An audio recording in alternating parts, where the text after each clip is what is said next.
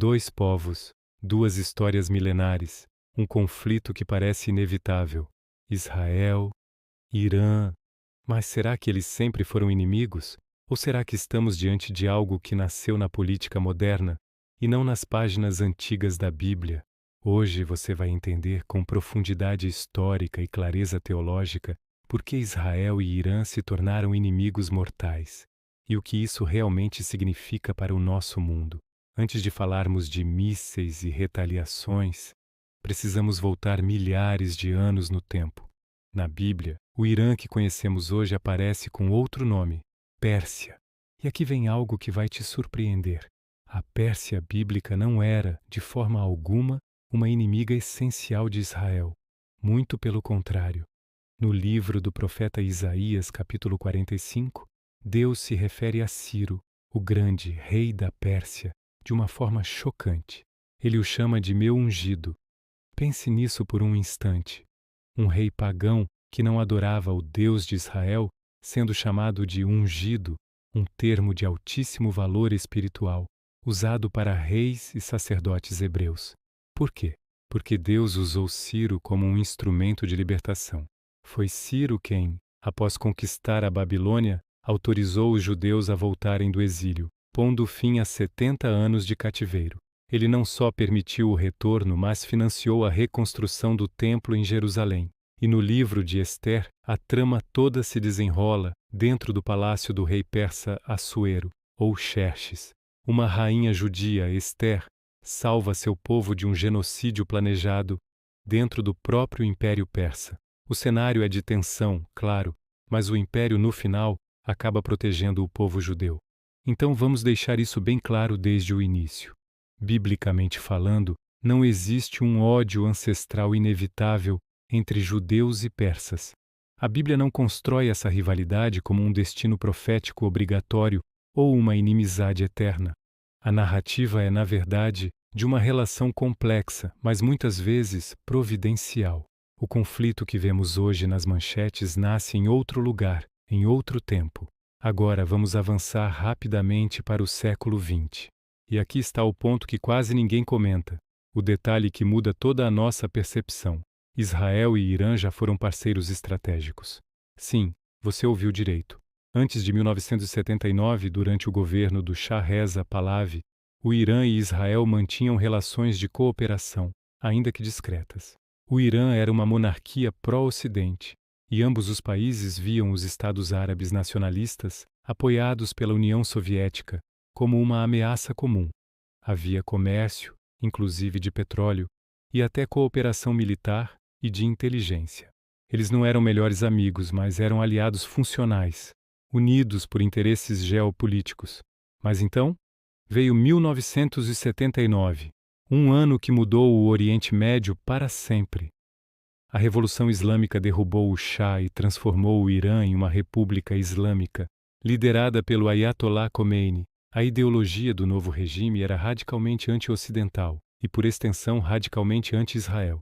Da noite para o dia, Israel deixou de ser um parceiro estratégico e passou a ser chamado de o Pequeno Satã, um símbolo do imperialismo americano na região, uma entidade política que não deveria existir.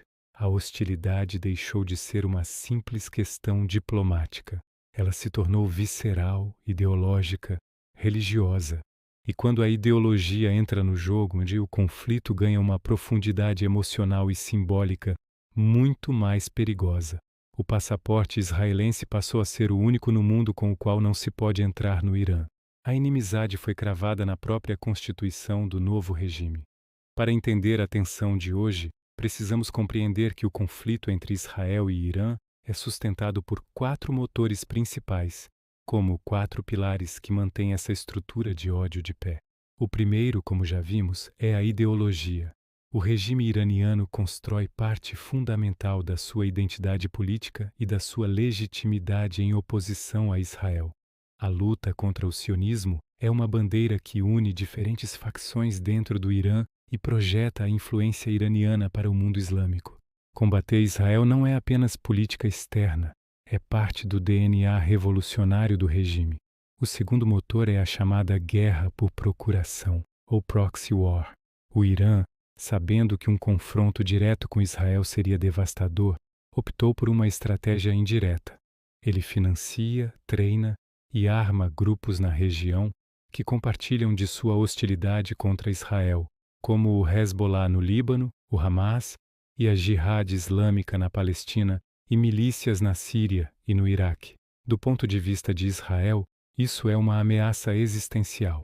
É como ter inimigos armados cercando todas as suas fronteiras, todos respondendo a um comando central em Teherã. O terceiro motor é a pura e simples disputa regional por poder. Quem vai ser a potência dominante no Oriente Médio? Quem dita as regras? O Irã, com sua herança persa e sua ambição revolucionária, busca expandir sua esfera de influência. Israel, com sua força militar e seu alinhamento com o Ocidente, busca conter essa expansão a qualquer custo. É um jogo de xadrez geopolítico onde cada movimento, seja na Síria, no Iêmen ou no Iraque, é parte dessa grande disputa por hegemonia.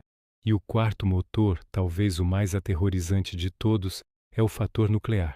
Israel, que acredita-se possuir armas nucleares não declaradas, vive com o temor existencial de que o Irã desenvolva sua própria bomba.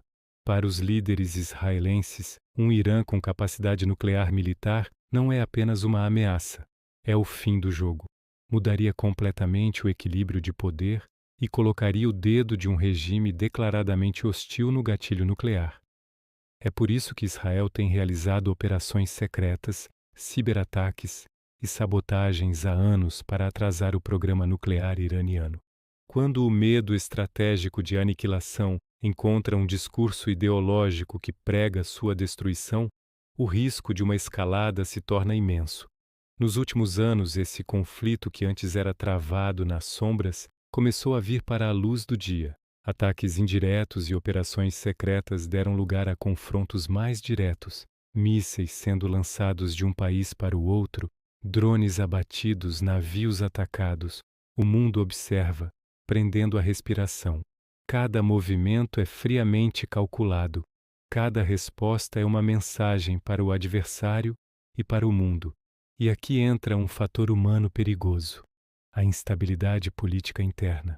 Quando líderes, tanto em Israel quanto no Irã, enfrentam pressões domésticas, protestos ou crises econômicas, a tentação de usar um conflito externo para unir a nação e desviar a atenção pode ser muito grande.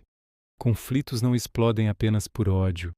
Muitas vezes eles explodem por um cálculo político mal feito, por desespero, por pressão, por medo de parecer fraco. E nesse jogo de alta tensão, um único erro de cálculo pode levar a uma catástrofe regional ou até mesmo global. Diante de tudo isso, a Bíblia nos oferece uma perspectiva que transcende as manchetes. Ela nos mostra algo profundo sobre a natureza humana e a história. Impérios sobem, impérios caem, alianças se formam e se desfazem. A Pérsia que ajudou os judeus não existe mais. O Irã do Shah, que cooperava com Israel, também não. Mas o coração humano, esse permanece o mesmo. Orgulho, medo, busca por poder, sede de vingança. Esses são os verdadeiros motores por trás dos tanques e dos discursos inflamados. Jesus, no Sermão do Monte, nos deixou uma palavra que ecoa com uma força incrível nos dias de hoje. Bem-aventurados os pacificadores, porque eles serão chamados filhos de Deus. Isso não significa ser ingênuo ou ignorar a realidade brutal da geopolítica. Não significa fechar os olhos para as ameaças reais que existem. Significa entender que, por trás de cada bandeira, de cada uniforme, de cada manchete de jornal, existem pessoas, famílias, crianças que só querem brincar em paz, mães e pais que sonham com um futuro para seus filhos. O conflito entre estados não precisa e não deve se transformar em ódio entre povos. Os iranianos comuns não são seus líderes, assim como os israelenses comuns não são seu governo. Nós, como observadores, temos a responsabilidade de buscar um entendimento mais profundo, de não cair em narrativas simplistas de bem contra o mal. Precisamos orar pela paz, mas também entender as raízes da guerra. Se você gostou dessa análise e chegou até aqui, Deixe seu like para que este vídeo alcance mais pessoas. Comente Arquivos da Fé para eu saber que você foi até o final. E o mais importante, inscreva-se no canal e ative o sininho, porque aqui nós não apenas reagimos às manchetes, nós escavamos a verdade por trás delas. Obrigado por assistir e até a próxima.